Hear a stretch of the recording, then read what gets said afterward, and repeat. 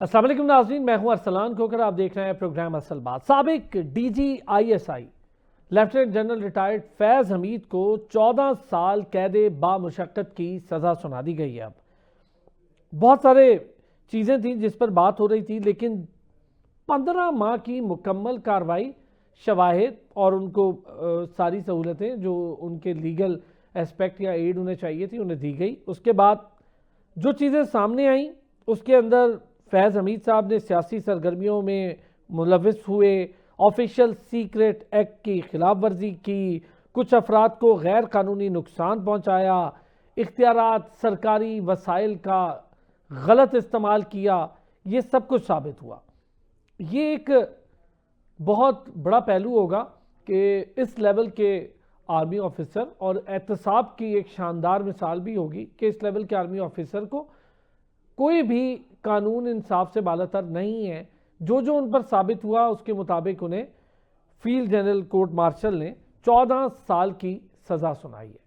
अच्छा, ये तो एक पहलू ऐसा है जो क्लैरिटी से बताता है कि इदारा अपने एहतसाब में, निगरानी में कड़ी सूरत हाल रखता है और किसी को भी ये इजाज़त नहीं दी जा सकती कि वो इख्तियारात का गलत इस्तेमाल करे, वसाइल का गलत इस्तेमाल करे, अफराद को नुकसान पहुंचाए, सीक्रेट एक्ट की खिलाफ वर्जी करे और सियासी मामलात में मुदाखलत करे। इन सारी चीज़ों पर मैं ज़रा बात करूंगा बड़ी detail. Brigadier retired Asif Haroon साहब सीनियर दिफाई तज्जियाकार हैं, नौशाद अली साहब सीनियर सहाफ़ी हैं, तज्जियाकार हैं, एडवोकेट अतीकुर रसूल साहब माहिर कानून है, हमारे साथ मौजूद हैं। बहुत शुक्रिया तीनों हजरात का। ब्रिगेडियर साहब, बड़ी 15 माह की बड़ी डिटेल इसमें कार्रवाई हुई, मुकम्मल कार्रवाई भी हुई, शवाहिद सामने आए, उसी की बुनियाद पे फील्ड जनरल कोर्ट मार्शल ने 14 साल कैद बामुशक्कत की सजा सुनाई है। क्या कहेंगे सर? जी, इसका इंतज़ार तो बहुत अरसे से था, क्योंकि ये नॉर्मली फौज में जो फील्ड जनरल कोर्ट मार्शल होते हैं इतना लंबा अरसा कभी नहीं होता। और मेरे भी जो अंदाजे थे, असेसमेंट्स थी जो गाय बगाए में देता रहा, जब उनकी अरेस्ट हुई और कोर्ट मार्शल जब शुरू हुआ तो मेरा यही ख्याल था कि 3 से 4 माह में ये फैसला सुना दिया जाएगा। लेकिन ये मामला जो है ये 15 महीने इसको लग गए, और उसकी सबसे बड़ी वजह ये है कि इस केस को पोलिटिसाइज भी कर दिया गया, इंटरनेशनलाइज भी कर दिया गया, और बहुत से पहलू बीच में आ गए। फिर आपको मालूम होगा कि आर्मी की जो मिलिट्री कोर्ट्स थी तो उनको जो है वो उन पे कदगन लगा दी गई, और उस वजह से ये मामला भी जो डिले हुआ, डिलेइंग टैक्टिक्स तो उधर भी हो रही थी और यहाँ भी हो रही थी। लेकिन आज आके फिर फैसला जो है आज सुना दिया गया है, कॉम्प्रिहेंसिव फैसला है, और कोई ऐसी जो चीज नहीं जो कि वो जेर गौर न लाई गई हो, और वो जो है इसमें जो हिस्सा न बना हो तमाम process of inquiry, investigation and the trial. और ट्रायल जो है उसमें 4 इनके ऊपर जो है जो इल्जामात जो लगे, अब ये इनके ऊपर था कि वो अपने आप को गिल्टी या नॉट गिल्टी ये साबित करते, जिसके लिए उनको मुकम्मल जो है इजाज़त थी कि अपना जो भी मर्जी है डिफेंस के जो काउंसिल्स हैं वो हायर करें, जो भी डिफेंस के विटनेसेस हैं वो लेके आए और अपने आप को जो है इनोसेंट डिक्लेयर करें। लेकिन वो तमाम चीज़ों में फेल हो गए, और आज आके फिर इनको ना ये कि 1952 पाकिस्तान आर्मी एक्ट की वायलेशन, बल्कि जो ऑफिशियल सीक्रेट एक्ट है उसके तहत जो है इनको जो है ये 14 साल बामुशक्कत कैद जो है ये सुना दी गई है। और इसमें अभी कोई किसी को शक शुबे की गुंजाइश नहीं है। ये एक किस्सा जिसमें कि बहुत सी कयास आराइयाँ की हो रही थी, वो सब दम तोड़ गई और फैसला आज सुनाया जा चुका है। अच्छा, 4 इल्ज़ामात ब्रिगेडियर साहब, एक तो इम्पॉर्टेंट ही ज़रा मैं चाहूँगा सारे दोस्तों से इस पर एक एक पॉइंट लूँ, फिर आपसे भी इस पर बात करूँगा। नौशाद साहब, 4 मुख्तलिफ इल्ज़ामात जिनके हवाले से इंक्वायरी हुई, 15 माह का वक्त अभी ब्रिगेडियर साहब ने बताया कि प्रॉपर तरीके से उनको लीगल एड जो उन्हें चाहिए थी सब कुछ मिला, जो तरीक़ाकार है इदारे का और जो हमेशा वो अडॉप्ट करता है, क्योंकि एक मुनज़्ज़म इदारा है और बड़ा ही ज़बरदस्त तरीके से अपनी कार्रवाई को आगे बढ़ाता है और एक अपने ही टॉप लेवल के 4 स्टार रैंक जनरल को अगर नहीं बख्शा गया तो इसका मतलब है कि इदारे में कभी भी एहतसाब का अमल बड़े कड़े तरीके से उसकी निगरानी होती है। तो किसी को ये इजाज़त नहीं है कि सियासी सरगर्मियों में इन्वॉल्व हो जाए, अफराद को नुकसान पहुंचा दे, सीक्रेट एक्ट की खिलाफ वर्जी करे, सरकारी वसाइल का गलत इस्तेमाल करे और इख्तियारात का गलत इस्तेमाल करे। बिस्मिल्लाहिर्रहमानिर्रहीम। देखिए, ये बड़ी क्लियरली न सिर्फ एक प्रेसिडेंट बना दिया गया है कि चाहे कोई कितना ही ताकतवर क्यों ना हो और कितनी ही ताकतवर पोजीशन पे क्यों ना बैठा हो, क्योंकि इसमें तो ये तो किसी से बात ढकी छुपी बात नहीं है कि आपकी जो प्रीमियर तरीन जो इंटेलिजेंस एजेंसी है, उसका जो सरबराह है, उसके पास ताकत किस नौइयत की होती है और वो किस नौइयत की, जिसे कह लीजिए कि पोजीशन को एंजॉय कर रहे होते हैं। तो वहां अगर इख्तियारात का गलत इस्तेमाल किया जाए और उससे चाहे वो सियासत के मामलात हों, चाहे वो कोई किसी जमीन का मामला हो या कोई और मामला हो, वो उसे किसी सूरत इसकी इजाजत नहीं दी जा सकती। आर्मी जो है, पाकिस्तान आर्मी, अफवाज पाकिस्तान, वो ऐसा नहीं है कि ये कोई पहले सीनियर ऑफिसर है। इससे पहले भी सीनियर ऑफिसर्स को सजाएं हुई हैं, कोर्ट मार्शल्स हुए हैं उनके, नेवी के अफसरान भी हैं, एयरफोर्स के भी, आर्मी के। लेकिन ये जो खास पोजीशन है डीजी आईएसआई की, जो साबिक डीजी आईएसआई थे फैज हमीद, इनको सजा देने का मतलब और मकसद और ये पैगाम देना भी है कि कोई शख्स जो है, चाहे वो वर्दी में है चाहे वर्दी के बगैर है, उसको वो कानून और आइन से बालातर नहीं है।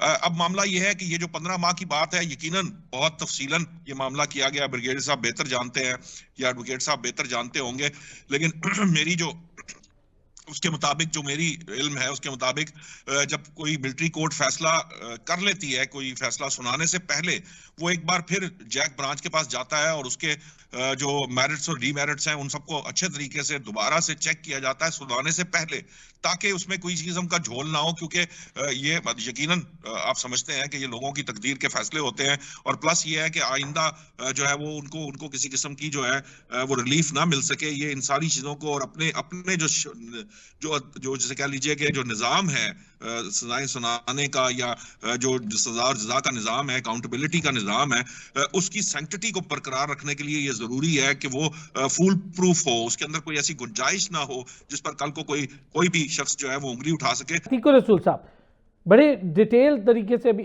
बात कर रहे थे नौशाद साहब भी, और बगेड़ी साहब ने काफ़ी चीज़ें बताई, मैं उनसे और भी इस पर बात करूंगा। सियासी सरगर्मियां जिसमें बिल्कुल इन्वॉल्वमेंट बर्दाश्त नहीं करता इदारा, और बिल्कुल ठीक है, क्लियर स्टांस है कि जी कोई ताल्लुक नहीं है इस काम से, किसी को नुकसान पहुंचाना, अफराद को यानी अपने इख्तियारात, वसाइल, ताकत, इसका गलत इस्तेमाल, और एक सुप्रीम पोजीशन यानी पाकिस्तान में बड़ी ताकतवर पोजीशन है DGISI होना, अगर वो ये इस तरह के इंसाफ से मुबर्रा नहीं है तो कोई भी नहीं है। बिस्मिल्लाहिर्रहमानिर्रहीम। देखिए, एक चीज यहाँ समझने की है कि एक तो इस इदारे की नज़्म ज़ब्त, दूसरा ट्रांसपेरेंसी और तीसरा अकाउंटेबिलिटी, इस पर कभी भी कोई शक नहीं रहा। ये एक ऐसा ट्रायल था जो कि ना सिर्फ इदारे के अंदर इदारे के लिए बहुत अहमियत का हामिल था, बल्कि जो इस इदारे पर तनकीद करने वाले लोग हैं उनकी नज़र में भी था। फिर ये मैटर पॉलिटिकली भी जो है इसको देखा जा रहा था, आपने खुद बयान फरमा दिया। फिर इंटरनेशनली भी इसको देखा जा रहा था इस पोस्ट की अहमियत के हवाले से। तो हर एंगल से हर शख्स, चाहे वो छोटे से छोटा है, चाहे वो नेशनल लेवल पर काम कर रहा है या इंटरनेशनल जो ऑब्जर्वर्स हैं उनके हवाले से देखें तो वो तमाम लोग इस ट्रायल को बड़े कीनली ऑब्जर्व कर रहे थे और इसकी तमाम तर कानूनी और अदरवाइज जितने पहलू हैं उनको मद्देनजर रखे हुए इसको ऑब्जर्व कर रहे थे। तो ऐसी सूरत हाल में इस फैसले का आना जो है वो उसको हर एंगल से डेफिनेटली देखा जाना था। तो इदारे ने सबसे पहले अपनी जो ट्रांसपेरेंसी की वो बात करता है, अकाउंटेबिलिटी की बात करता है और अपनी साख को बरकरार रखना था। तो इसके लिए तमाम जो वो फेयर ट्रायल का राइट था और वो हुकूक जो किसी एक इंडिपेंडेंट शख्स को दिए जाने चाहिए थे वो इसमें दिए गए। फिर जो 15 माह का अरसा लगा उसमें तमाम एविडेंसेस कलेक्ट किए गए, डिफेंस एविडेंस जो है वो उनको पेश करने का मौका दिया गया, उनका जो राइट ऑफ फेयर ट्रायल था वो उनको दिया गया और एक पूरा प्रोसेस लीगल जो है वो जो अडॉप्ट किया जाना चाहिए था वो अडॉप्ट करके अल्टीमेटली आपके सामने ये फैसला है। तो ये किसी एक इंडिविजुअल का इस तरह से केस नहीं था। आपके पास दुनिया पाकिस्तान में देखते हैं नंबर ऑफ केसेस होते हैं, लेकिन इस कि इसकी अलग अपनी अहमियत थी। फिर जिस तरह से इस पोस्ट का जिक्र किया जा रहा था, जिसकी पोस्ट पर ये मौजूद थे और जिस तरह से इनके पास एक वसी तर इख्तियारात मौजूद होते थे, उन तमाम इख्तियारात की मौजूदगी में फिर इनका पोस्ट जनरल होना और फिर डीजी आईएसआई होना, ये बहुत ज्यादा जो है वो इम्पोर्टेंस रखता था।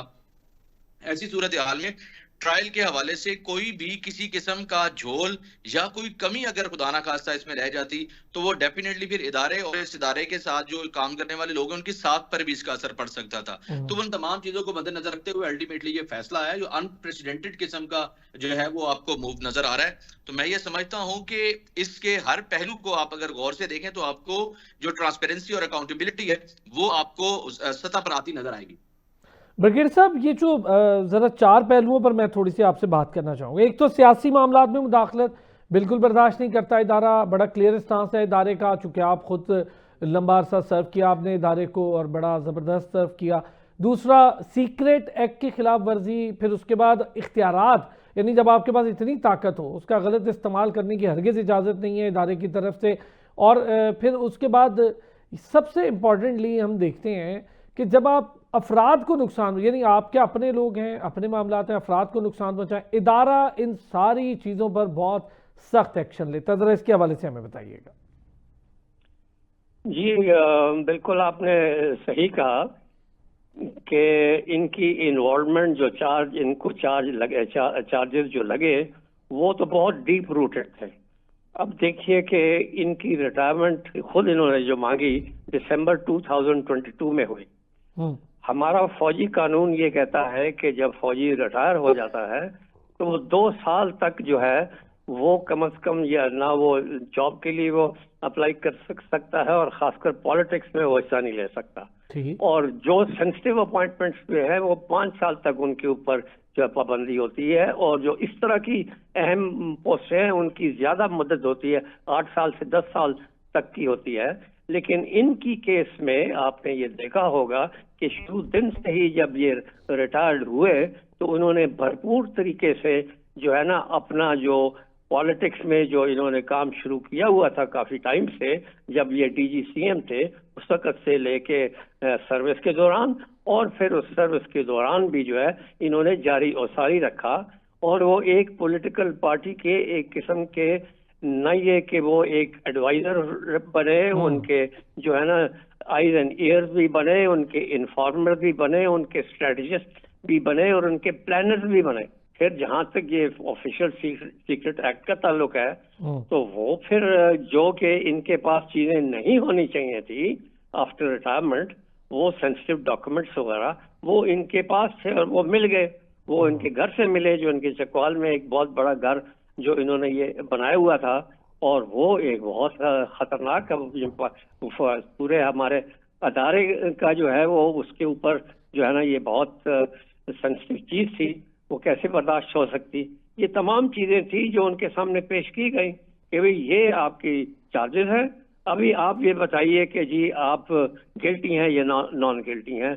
और उनके लिए जैसे अभी बताया गया कि उनको मुकम्मल मौका दिया गया कि अपनी सफाई ये पेश करें, और वो सफाई नहीं पेश कर सके और वो फिर गिल्टी करार हुए, और उसके लिहाज से उनको ये सजा जो है ये मिल गई और वो सही मानों में मिली। इसको अभी किसी को भी कोई इतराज करने का मौका ही नहीं है, बिल्कुल ठीक, कोई गुंजाइश ही नहीं छोड़ी। बिल्कुल ठीक है सर। वो इदारे का इस्तेहकाक भी है मेरा ख्याल है, और इस पे तो इदारे का अपना इस्तेहकाक है ना, इदारे ने खुद देखना है इन चीज़ों को। तो ये तो मुकम्मल एक इख्तियार इदारे के पास है। इदारा जाहिर है पूरी तादीबी कार्रवाई हुई, सारी चीज़ें हुई, 15 माह लगे इस सारी चीज़ में, मुकम्मल उनको राइट मिले हर चीज़ के, वो नहीं साबित कर पाए खुद को इनोसेंट। अच्छा सर, एक शॉर्टली आपका पहले मुझे इस पर चाहिए होगा, ये इससे इनसाइड खुद इदारे में क्या मैसेज गया और आउटसाइड क्या मैसेज है? जी मैसेज तो यही है कि जी मैं तो बिल्कुल साफ ये बात करूंगा कि पाकिस्तान में हमारे जितने भी अदारे हैं, पाकिस्तान आर्म्ड फोर्सेस यकीनन सबसे बेहतरीन है। और किस लिहाज से है? मेरिट के लिहाज से, प्रमोशन के लिहाज से, इंटरनल रिफॉर्म्स के लिहाज से, ट्रांसपेरेंसी के लिहाज से और अकाउंटेबिलिटी के लिहाज से। उनका अपना एक सेल्फ अकाउंटेबिलिटी सिस्टम है, जो कि उन्होंने आज ये साबित कर दिया कि यहाँ पर वो वाला कॉन्सेप्ट नहीं है कि ये जो जुडिशरी जो है वो प्रो रिच है और वो बायस्ड है, प्रेजुडिस है। यहाँ पर कोई रैंक नहीं है, चाहे वो सिपाही है, चाहे वो जनरल है या टॉप अपॉइंटमेंट के ऊपर है। अगर उसने कोई ऐसा फेल किया है जो एंटी आर्मी है, एंटी पाकिस्तान है और नेशनल इंटरेस्ट के खिलाफ है, तो उसके खिलाफ जो है ये कार्रवाई होती है और वो होगी, और उसके आगे कोई भी रुकावट नहीं है। जितने प्रेशर आए, जितनी पोलिटिसाइजेशन हुई, कितना इसको इंटरनेशनलाइज किया गया, लेकिन पाकिस्तान फौज जो है वो कायम रही और उन्होंने जो है उसको पाए तकमील तक पहुंचाया, लॉजिकल कंक्लूजन तक ये पहुंचाया, और किसी को मौका नहीं दिया कि इसमें कोई इंटरफेरेंस करे या कोई इनके ऊपर प्रेशर करे या इनके ऊपर कोई डिलेइंग टैक्टिक्स करे, जो कि हमारे सिविल अदारों में या खासकर जो सिविल कोर्ट्स में जो एक आम जो है एक कल्चर जो ये बना हुआ है। तो ये एक सबसे बड़ा एक पैगाम है कि अगर आप खुश नियत के साथ, सिंसेरिटी के साथ अगर आप ये काम करेंगे तो फिर आप पाए तकमील तक भी पहुंचाएंगे और सही फैसलों पे भी पहुंचेंगे। बहुत बड़ा क्लियर मैसेज है। और मेरा ये जाती ख्याल है कि ये जो बाकी इदारे हैं जिनका ताल्लुक है, हम मुकन्नना और इसकी बात करते हैं, बाकी सारे इदारों को अब अपना एहतसाब बड़े कड़े तरीके से करना चाहिए और करना होगा। नौशाद साहब, सर ये आउटसाइड जो मैसेज गया ज़रा उसके हवाले से भी हमें बताएं। और फिर हमारे यहाँ तो इतनी देर लग जाती है इंसाफ के तकाजे पूरे करने में, तो देखें आप एक इदारा है उसने कितनी बेहतर तरीके से 15 माह ही लगे, ठीक है इसको भी हम थोड़ा डिले करें, लेकिन उन्होंने अपनी सारी चीज़ें मुकम्मल की और मौका भी दिया दूसरे को। यकीनन इसमें तो कोई दो राय नहीं है। देखिए 27 गवाह पेश हुए हैं और 27 गवाह के बाद उनको क्रॉस एग्जामिन किया गया है। उस सारे प्रोसेस में कुछ गवाह तो उनके जो हक में जो उन्होंने खुद पेश किए हैं उनको भी जब क्रॉस एग्जामिन किया गया तो उनके जो स्टेटमेंट्स थे वो शायद सही दुरुस्त साबित नहीं हुए, जबकि जो मुखालिफ थे वो उनकी जो प्रूफ उन्होंने दिए थे वो जो एविडेंस जो डिफरेंट तरह के उनके खिलाफ सामने आ चुके हुए थे वो साबित थे।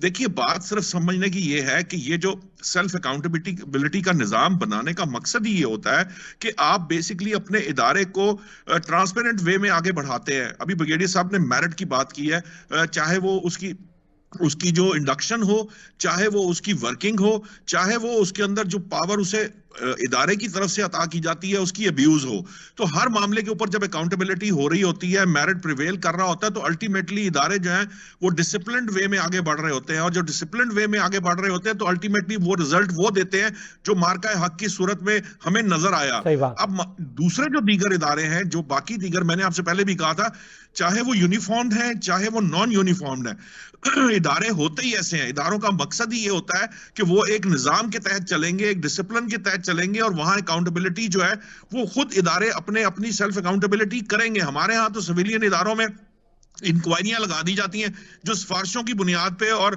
ले दे के मामलात जो है वो खत्म कर दिए जाते हैं।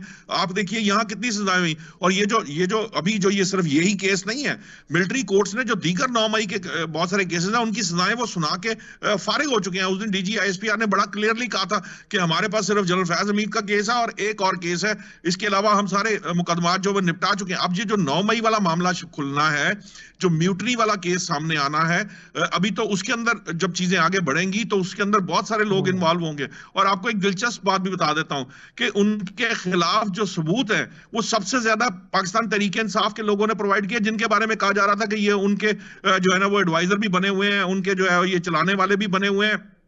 जो ज्यादा जो सबूत फराहम किए हैं वो पाकिस्तान तहरीक इंसाफ के लोगों ने किए हैं, अगरचे दूसरे लोगों ने भी किए हैं। और अभी ये नैब के अंदर भी कुछ लोगों ने, ये मुस्लिम लीग नून के कुछ लोगों ने दरखास्त दी है इनके खिलाफ कोई जो बातें कि ये हमसे भी अरबों रुपए ईटते रहे हैं और इस तरह की दीगर मामलात भी अभी आगे बढ़ेंगे। तो ये तो अभी सिर्फ अभी स्टार्ट हुआ है, अभी मजीद मामलात आगे की तरफ जाएंगे। बहुत बेहतर। यानी एक चीज बड़ी क्लियर मैसेज है कि अब बाकी जो इदारे हैं, देखें एक इदारा है जो वैसे ही डिसिप्लिन है, सबको पता है, उसके डिसिप्लिन पे ना तो कोई शक था ना है, और हमें भी पता है कि वाकई ये बात बड़ी आपने अच्छी कही, वरना फिर बनियानुल मरसूस वाला जवाब ना दे पाता वो इदारा अगर इतना डिसिप्लिन ना होता। और जिस तरह दिया अल्हम्दुलिल्लाह सारी दुनिया ने देखा।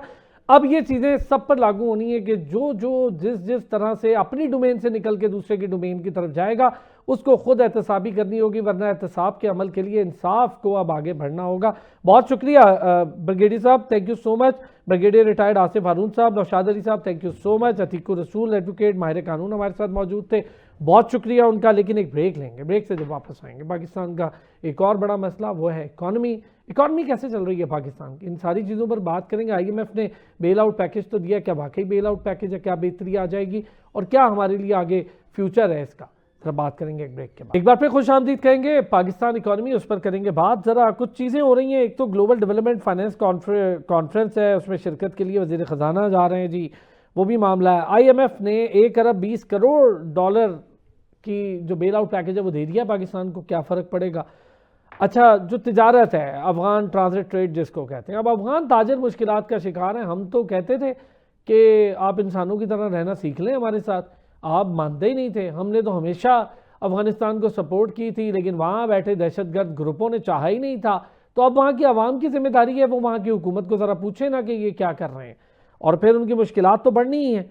दूसरी तरफ एक प्रॉपर्टी वैल्यूएशन का मामला बना है इस्लामाबाद में, FBR ने प्रॉपर्टी वैल्यूएशन की है और प्रॉपर्टी की नई कीमतें आ गई हैं, वो बढ़ाई गई हैं। अच्छा, पहले ही प्रॉपर्टी बहुत ज़्यादा हाइक है, यानी बहुत महंगी है, और मज़ीद बढ़ गई है।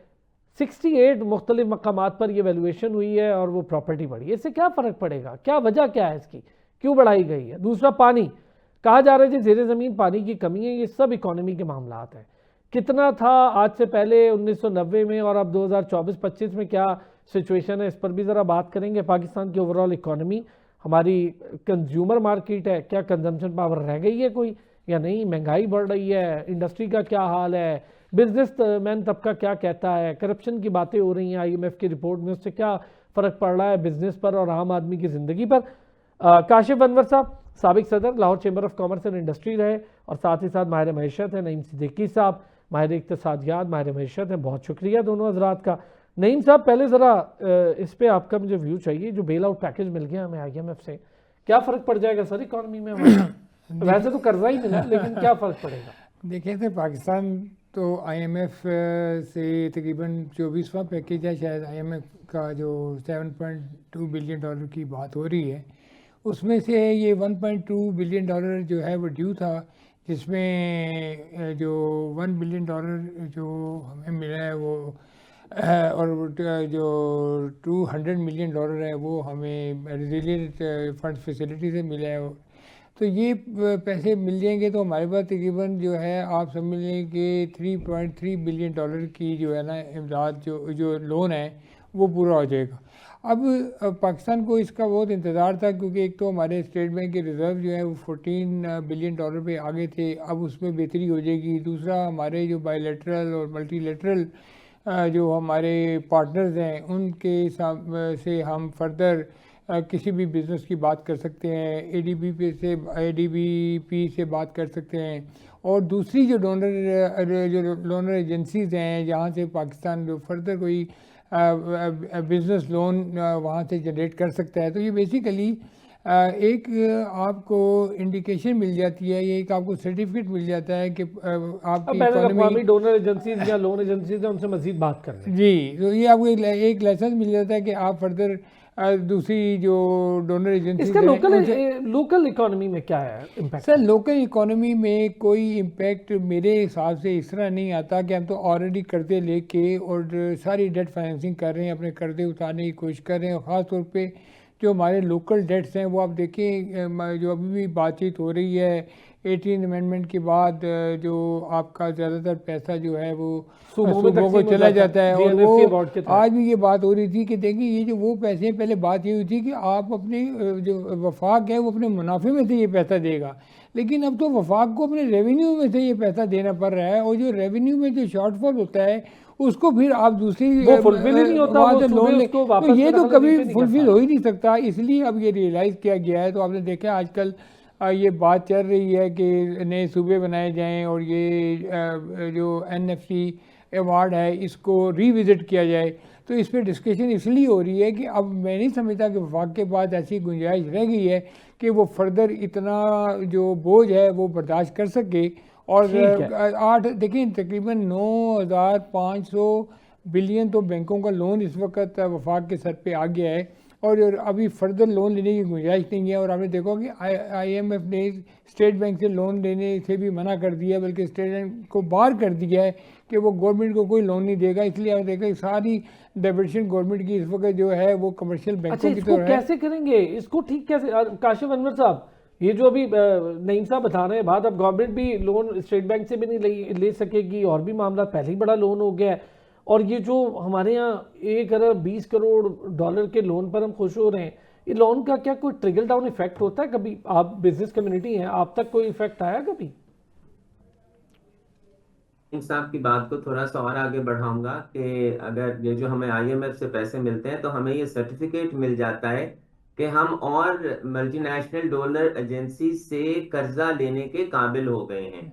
इससे बेहतरी होती है या नहीं होती, लेकिन हम पे ये जो हमारा जो कशकोल है उसको भरने के लिए जरूर एक हमें स्टैंप मिल जाती है। और जहां तक इसके ट्रिकल डाउन इफेक्ट की बात है तो देखें, चूंकि हम ये कर्जा लेते हैं अपने कर्जे का सूद अदा करने के लिए, हम कोई इन्वेस्टमेंट के लिए ये कर्जा नहीं लेते हैं और हम अपने सिर्फ फॉरेन रिजर्व्स को बेहतर करने के लिए लेते हैं।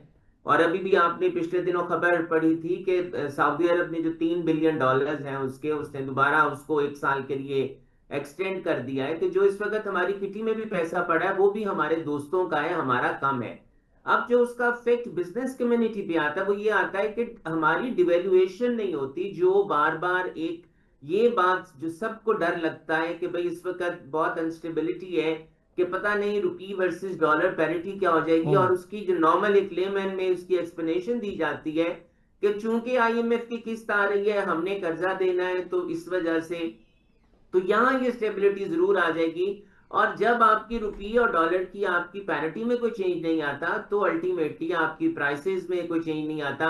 ये जरूर इसका ये इफेक्ट आता है। और यहाँ ही अगर हमारे पास रिजर्व्स ना हो या IMF हमें पैसा ना दे रहा हो, और अगर खुदा ना खास्ता मैं अगर यही बात करूं, अब ये अगर 278 रुपीज वर्सेस $1 है, अगर यही एक्सपेक्टेशन हो जाए कि 300 के करीब चला जाएगा तो आपकी मार्केट में इन्फ्लेशन भी बढ़ जाएगी, उससे आपका इंटरेस्ट रेट भी बढ़ेगा और अल्टीमेटली अगर उसी रेट पे आप इंपोर्ट करेंगे तो फिर फ्यूल वगैरह भी आपका बढ़ता जाएगा। तो इतना ये जरूर इसका फर्क पड़ता है कि हमारी स्टेबिलिटी रहती है, जो कि हम समझते हैं कि इसको कम होना चाहिए। अच्छा ये बताइए काशिफ साहब, मेरा जानने का मतलब ये था, ये मकसद ये है, ठीक हो गया ये अच्छा कि आपने ये हमें क्लियर कर दिया कि किन किन सेक्टर्स में हमें स्टेबिलिटी एक अलग चीज़ है। इसका जो ट्रिकल डाउन इफेक्ट क्या जो लोकल इकोनॉमी है या ट्रेड है उसमें तेजी आती है, मैन्युफैक्चरिंग में बेहतरी होती है, इंडस्ट्री को कोई फायदा होता है, कोई ऐसा कुछ होता है?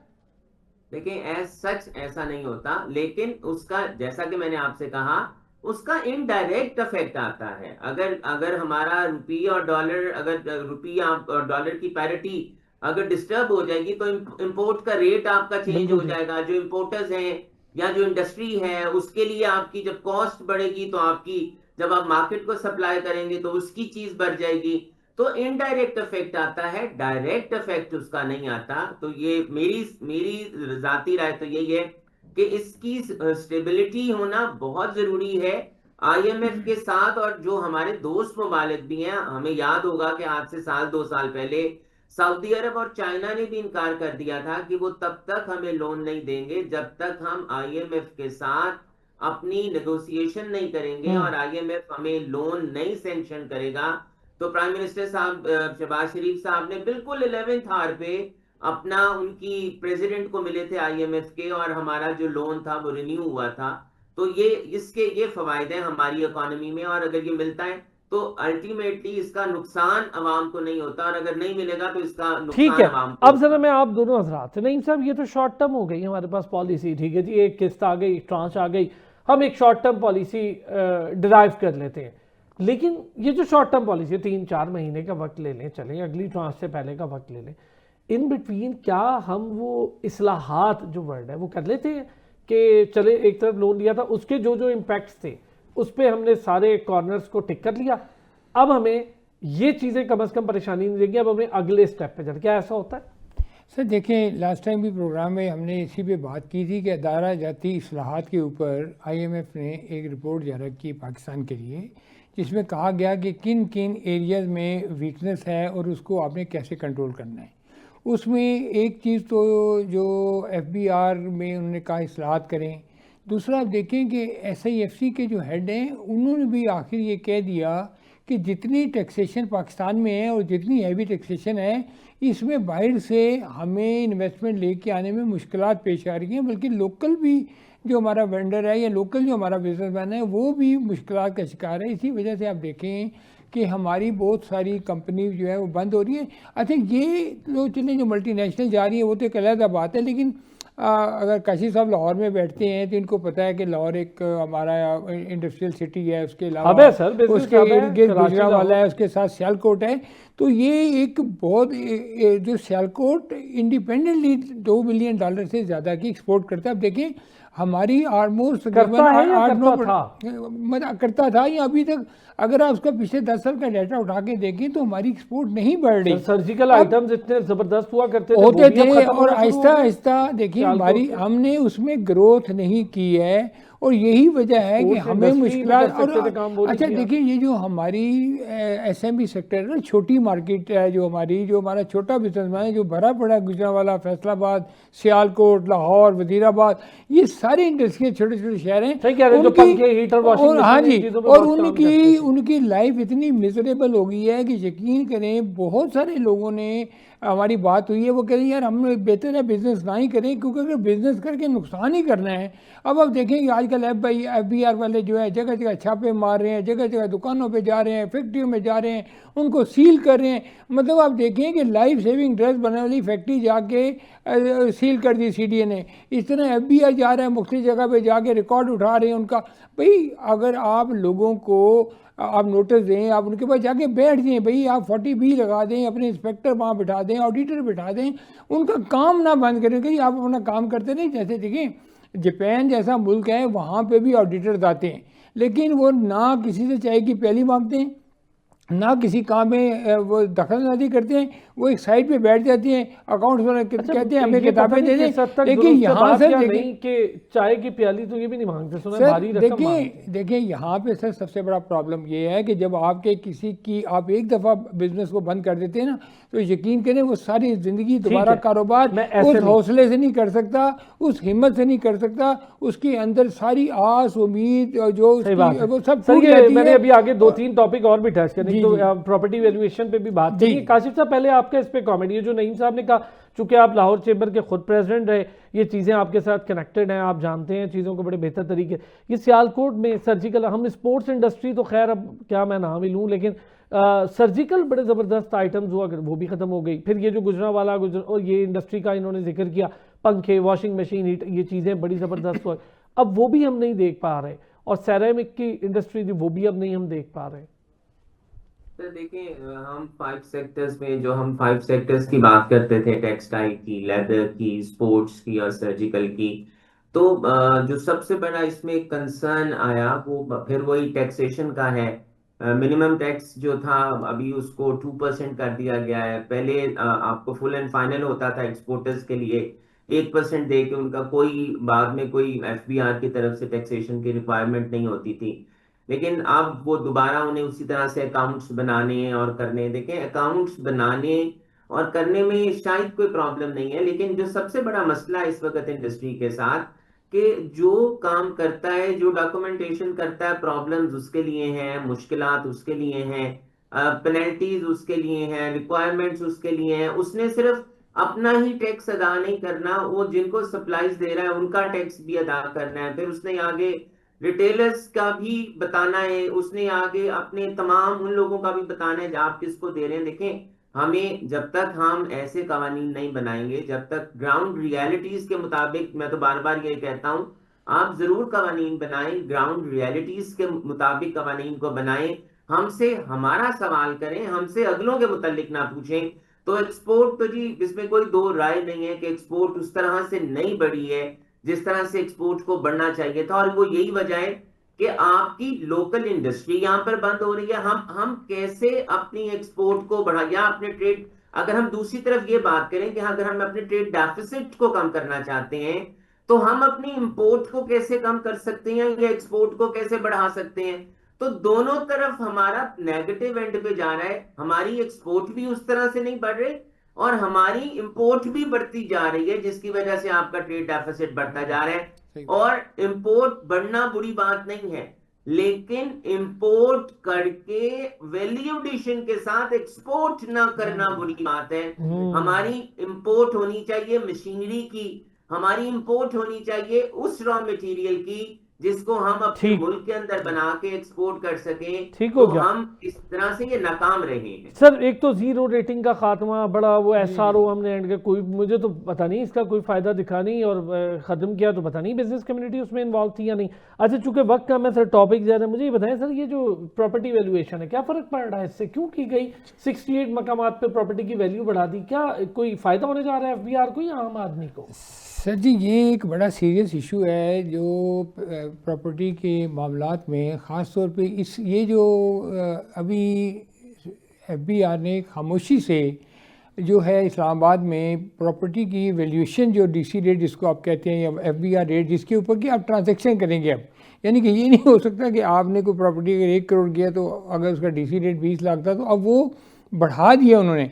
मसलन E7 का रेट उन्होंने 6 लाख रुपये पर स्क्वायर यार्ड कर दिया है और F6 और F7 का रेट 5 लाख रुपये पर स्क्वायर यार्ड कर दिया है और 200% 200 से 250% बढ़ा दी है। अब इसमें इशू क्या है? प्रॉब्लम ये है कि एक शख्स ने अगर घर खरीदना है तो उसको वो घर, फॉर एग्जाम्पल अगर अच्छा सेलर और बायर पे कितना टैक्स लगेगा ये देखिए? सेलर पे देखें 4.5% टैक्स सेलर पे है और बायर पे 1.5% है। अब अगर एक कनाल का प्लॉट जो है वो अब की वैल्यू के हिसाब से F6 में या F7 में वो 50 करोड़ का है, अब उसके ऊपर अगर आप ये टैक्सेशन देखें 5% तो ये 2.5 करोड़ रुपये, तो ये टैक्सेशन उस पर हो जाती है।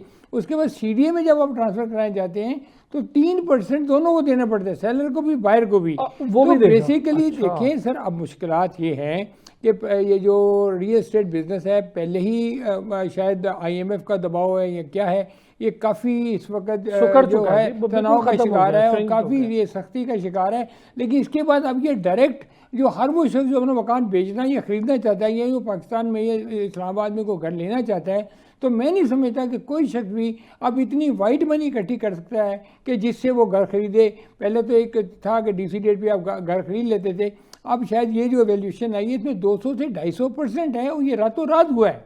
और अगर आप ये रेट पर तो वैसे भी अगर आप जाके असल वैल्यू होती है FBR की साइट पे ढूंढें तो आपको ये नोटिफिकेशन बड़ी मुश्किल से कहीं जाके मिलता है। तो मुझे ये समझ नहीं आ रही कि पाकिस्तान में क्या बिजनेसेस को खत्म करना है, क्या हर किस्म का बिजनेस को खत्म करना है, क्या नहीं चाहते कि यह काम देखें।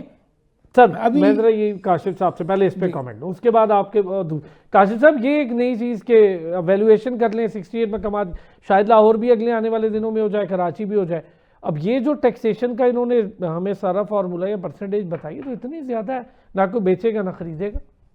देखिए जो सबसे बड़ी बात है ना, इस वक्त जो हमारे इन्वेस्टर्स हैं, चाहे वो लोकल हैं, चाहे वो फॉरेन हैं, चाहे वो हमारे पाकिस्तानी एक्सपेट्रिएट्स हैं, हम रात की तारीकी में यहाँ पॉलिसीज क्यों बनाते हैं? हमारा बजट पहले एक दफा आता था, अब तो रोज आपका बजट आता है। क्या कोई एक्सपेक्ट कर सकता है? मैं तो सिर्फ एक मिसाल ये देता हूँ, जिसने खरीदनी होगी अगर इस्लामाबाद में प्रॉपर्टी, कल तक उसका रेट कुछ और था और आज उसका रेट बिल्कुल ही चेंज हो गया। और जो सबसे बड़ी बात है कि इतनी वाइट कैपिटल किसी के पास भी नहीं है, दूसरा वाइट कैपिटल करने का सोर्स भी नहीं है, तीसरा आप वाइट कैपिटल करने भी नहीं दे रहे। तो और अब ये बात समझनी चाहिए है कि जब तक रियल एस्टेट और कंस्ट्रक्शन सेक्टर नहीं चलेगा तब तक आपकी इकोनॉमी नहीं चलेगी। आपकी जो 70 इंडस्ट्रीज हैं वो आपकी कंस्ट्रक्शन से रिलेटेड हैं, तो इस सेक्टर को तो आपको अकोमोडेट करना चाहिए, ना कि इस सेक्टर को आपको और स्क्वीज करें कि इसमें और आके कोई इन्वेस्टमेंट ही ना कर सके। तो अगर ये इस्लामाबाद के लिए आया है तो अल्टीमेटली ये बाकी सिटीज के लिए भी आएगा, लाहौर के लिए भी आएगा, कराची के लिए भी आएगा। देखें, हमने इसका मकसद जो है वो सिर्फ यही है कि ये प्राइसेस को बढ़ा दिया जाए ताकि गवर्नमेंट को टैक्स ज्यादा इकट्ठा हो। हम टैक्स को इकट्ठा कर रहे हैं लेकिन हम अपने अखराजात को कम नहीं कर रहे हैं। देखेंगे तब तक आपका बैलेंस नहीं होगा जब तक आप टैक्स को भी बढ़ाएं, लेकिन अपने अखराजात को भी कम करें। सिर्फ टैक्स बढ़ा देने से हम अपनी आवाम के लिए मुश्किलात पैदा करेंगे, आपकी इंडस्ट्री को मुश्किल होगा और इसी वजह से आपका इन्फ्लेशन भी बढ़ेगा और ये आपकी महंगाई की तरफ इशारा है कि आपकी महंगाई भी इससे ज्यादा होगी। Thank you so much Naeem Siddiqui साहब, काशिफ अनवर साहब, थैंक यू सो मच, दोनों ने हमें ज्वाइन किया। ब्रेक के बाद हम बात करेंगे, मुल्क में हम देख रहे हैं कि वबाई अमराज बड़ी तेजी से बढ़ रहे हैं, फिर प्राइवेट और गवर्नमेंट दो हॉस्पिटल्स हैं, दोनों का मुख्तलिफ मेयार है, ज़हनी अमराज में, ज़हनी सेहत में बड़ा इजाफा हो रहा है। इस पर बात करेंगे एक ब्रेक के बाद। एक बार फिर खुश आमदीद कहेंगे। जैसा कि मैंने कहा था, ज़रा मुल्क भर में ये जो मौसमी बीमारियां या वबाई अमराज है, इसमें इजाफा क्यों हो रहा है, क्या वजह है? बच्चे बीमार, बड़े बीमार, सब बीमार दिखाई दे रहे हैं और बहुत ही ख़तरनाक सिचुएशन है। ऐसा हमने कोविड के दिनों में देखा। ये क्या कोई नई वबा है, क्या है, इन्फ्लुएंजा, ये क्या चीज़ है, इस पर ज़रा बात करेंगे। मैं बड़ा शुक्रगुजार हूँ डॉक्टर सैयदा राशिदा बतूल साहिबा का, डिस्ट्रिक्ट हेल्थ ऑफिसर इस्लामाबाद हैं, उन्होंने हमें ज्वाइन किया। डॉक्टर साहिबा, थैंक यू सो मच, आपने वक्त निकाला। डॉक्टर साहिबा, क्या कोई परेशानी की बात है? ये क्या है इन्फ्लुएंजा है और क्या कोई नई वबा है? हालांकि हम तो इसको नज़ला ही समझते आए हैं सालों से।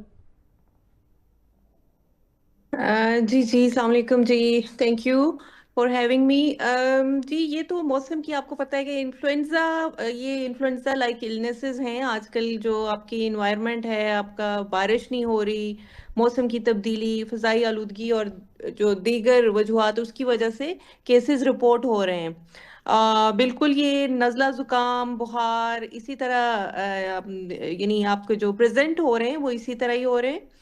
और इसमें ज़्यादातर बच्चे और जो बुजुर्ग हैं वो उन पे ज़्यादा उनका रिस्क होता है, हेल्थ रिस्क जिसको हम कहते हैं। तो डिस्ट्रिक्ट हेल्थ ऑफिस इसको क्लोजली मॉनिटर कर रहा है और टाइमली हमने एडवाइजरीज भी इशू की हैं और इसी तरह हमारे मेडिकल कैंप्स हैं, उनके थ्रू भी हम लोगों तक मैसेज पहुंचा रहे हैं। अच्छा डॉक्टर साहब, क्या इसके सिम्टम्स क्या है? खांसी है तो वो रुक नहीं रही, बच्चों को मैं देख रहा हूँ बहुत ज़्यादा बुखार हो रहा है, रेड हो रही है उनकी स्किन भी, तो ये चीज़ें, इसकी क्या कोई अद्वियात मौजूद हैं नॉर्मली मार्केट में?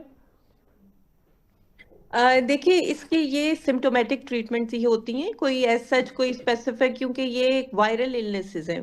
ठीक। तो वायरल इसमें आपको हम बताते हैं कि एहतियाती जो तदाबीर हैं वो, और ज़्यादा फ्लूइड लें, और जो बुजुर्ग हैं, बच्चे, वो अगर ज़रूरत नहीं है तो बाहर भी ना निकलें।